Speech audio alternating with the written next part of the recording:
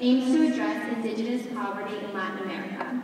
A primary emphasis is on the education of Indigenous children that is both multilingual and multicultural.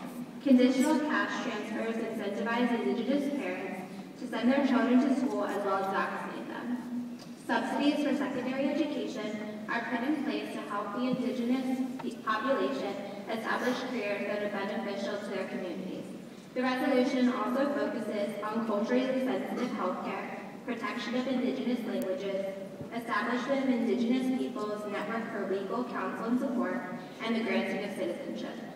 With the support of national, state, and local governments, Indigenous leaders and NGOs like Minority Rights Group International, Action Against Hunger, and CARE International, all of these programs are put in place to empower Indigenous communities and aim to alleviate poverty.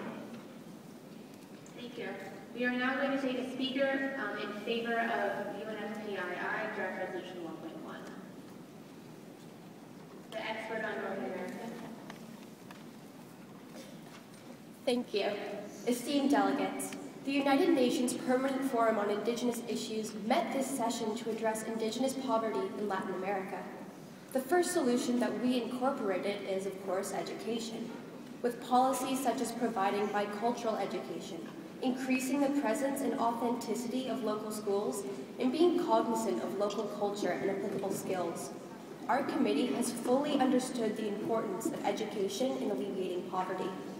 In regards to incentive programs, we have adopted a model based on the Brazilian Bolsa Familia conditional cash transfer program, which will transfer cash or food to the female heads of household of a family that sends its children to school.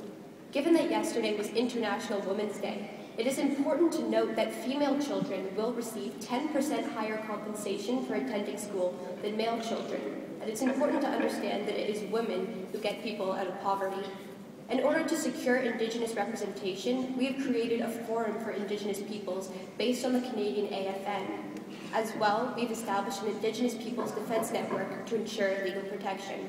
Delegates, this passed unanimously within committee, and we owe it to ourselves and the people of Latin America to pass this resolution. Thank you, Delegate.